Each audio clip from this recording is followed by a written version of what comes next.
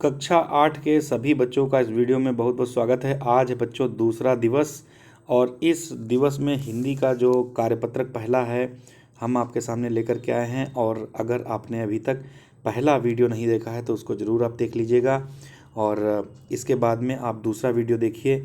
और इस वीडियो में जो हम आपको बताएंगे कि इस कार्यपत्रक जो 3 कार्यपत्रक हैं उनमें क्या क्या क्वेश्चंस किस तरीके से हमें करना है।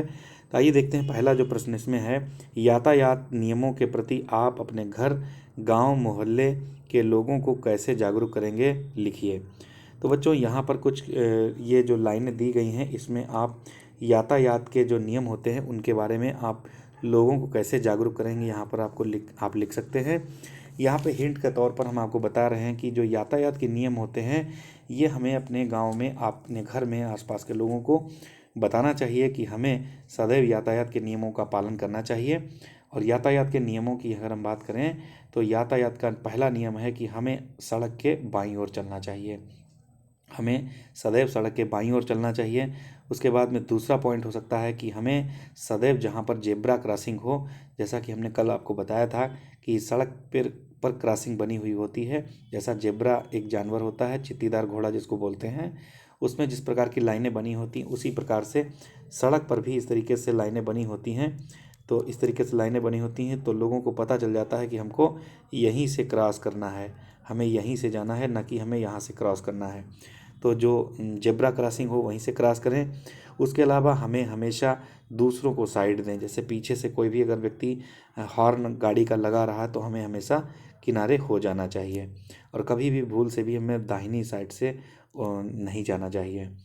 इसके अलावा हमें हमेशा ये ध्यान रखना चाहिए कि अगर हम गाड़ी चला रहे हों, बाइक चला रहे हों, मोटरसाइकिल, तो सदैव हेलमेट का प्रयोग करें। और अगर कार चला रहे हैं तो जो उसकी बेल्ट होती है, सीट बेल्ट, वो सीट बेल्ट लगा लें जिससे कि हम सुरक्षित रह सकते हैं। तो इस तरीके से बहुत सारी चीज़ें हैं जो कि हम अपने गांव में, अपने घर में, अपने आसपास के लोगों को बता सकते हैं, जागरूक कर सकते हैं। तो यहाँ पर यही बिंदुओं को आपको लिख देना है। आगे बढ़ते हैं, देखते हैं दूसरा जो क्वेश्चन क्या है।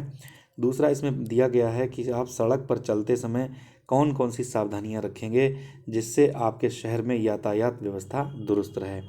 तो बच्चों जो कौन कौन सी ऐसी सावधानियां हैं जो हमको रखना चाहिए, तो देखिए सबसे पहली चीज़ तो हमें बाएं साइड में ही चलना चाहिए, बाएं साइड में ही चलना चाहिए। दूसरा, सड़क पर चलते समय हमें ये ध्यान रखना चाहिए कि हमारे सामने से कोई वाहन आ रहा है तो हमें अपनी जो जो साइड है उसके साइड के अनुसार ही चलना चाहिए।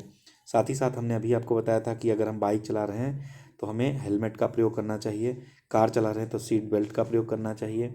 दूसरा, कार चलाते समय या फिर बाइक चलाते समय हमें मोबाइल पर बात नहीं करना चाहिए। तो ये खास बात है क्योंकि लोग मोबाइल पर बात करते हैं और बात करते करते ही उनका ध्यान मोबाइल में रहता है जिससे कि गाड़ी उनकी एक्सीडेंट हो जाती है। तो मोबाइल पर बात ना करें। यदि कोई भी आवश्यक फ़ोन आ रहा है तो हमें सदैव अपना जो बाइक है वो हमें सड़क के किनारे खड़ी कर लेना चाहिए, रोक लेना चाहिए और बातें कर लेना चाहिए। उसके बाद हमें पुनः फिर सड़क पर आना चाहिए। तो इस तरीके से है कि यही सब चीज़ें जो रूल्स हैं ये सावधानियां रखेंगे और यातायात व्यवस्था दुरुस्त रहेगी। तो ये कारण यहाँ पर हम लोग 2-4 पंक्तियों में इसको लिख सकते हैं। तो बच्चों इसके बाद में आइए चलते हैं दूसरा जो इसमें कार्यपत्रक जो तीसरा है। इसमें देखो बहुत सारे प्रतीक चिन्ह बताए गए हैं। प्रतीक चिन्हों की बात करें तो ये एक संकेत हैं। इनको देख कर ही व्यक्ति को समझ जाना चाहिए कि आखिर इस हमें क्या करना चाहिए। तो देखिए कभी भी आप अगर रोड पर जाते हैं तो आपको वहाँ पर इस प्रकार के कुछ संकेत प्रतीक के चिन्ह के रूप में लगे हुए दिखाई देते हैं। तो बच्चों ये प्रतीक चिन्ह काहे का है, इसको आप लोग यहाँ पर आपको मेंशन करना है, यहाँ पर लिखना है। तो देखिए ये इसमें एक व्यक्ति बना हुआ है जो कि साइकिल चला रहा है। इसका मतलब ये है कि यहाँ जो ये जो चित्र लगा हुआ है ये वहीं पर लगा होगा जहाँ पर साइकिल के जो यात्री लोग साइकिल चलाते हैं। बड़े बड़े शहरों में आपने देखा होगा कि जो सड़क होती है उसके किनारे एक फुटपाथ होता है। यहाँ पर साइकिल के लिए एक फुटपाथ बना होता है तो वहीं पर हमें साइकिल चलानी चाहिए। तो इस तरीके से पहला जो जो संकेत था, प्रतीक चिन्ह था, हमने समझ लिया है। उसके बाद में दूसरा जो संकेतक है, दूसरा जो प्रतीक चिन्ह है, ये आखिर क्या है। तो देखिए एक व्यक्ति बना हुआ है और नीचे कुछ लाइनें बनी हुई हैं। इन्हीं लाइनों के बारे में हम आपको बता रहे थे कि इन्हीं को हम लोग जेब्रा क्रॉसिंग कहते हैं। यानी कि अगर आपको आपको एक साइड से दूसरी साइड में जाना है तो इसी जेब्रा क्रॉसिंग से होते हुए ही हमको जाना चाहिए और वहाँ से वापस आना चाहिए। कभी भी हमें इधर उधर यहाँ अनावश्यक रूप से यहीं से हमें नहीं मुड़ना चाहिए। इस तरीके से ये जो है आपका प्रतीक चिन्ह जेब्रा क्रॉसिंग का है। उसके बाद में ये जो चित्र है, ये जो प्रतीक चिन्ह है, इसका मतलब है कि हमको यहाँ पर स्टॉप हो जाना चाहिए। क्या हो जाना चाहिए? स्टॉप, यानी कि हमें रुकना चाहिए। यहाँ पर लिखा हुआ है कि कोई भी व्यक्ति चल रहा है और एक बीच से कट का निशान इसे लगा हुआ है, यानी कि हमें यहाँ पर रुकना चाहिए। इसके बाद में अगला जो है, ये देखिए बहुत ही अच्छा प्रतीक चिन्ह बना हुआ है। इस प्रतीक चिन्ह के माध्यम से हम लोग समझ पा रहे हैं कि कोई भी रास्ता है जो कि कोई भी रास्ता है और ये रास्ता बाद में जाकर के ये जो है पतला हो जा रहा है, यानी कि आगे रास्ता जो है वो पतला है।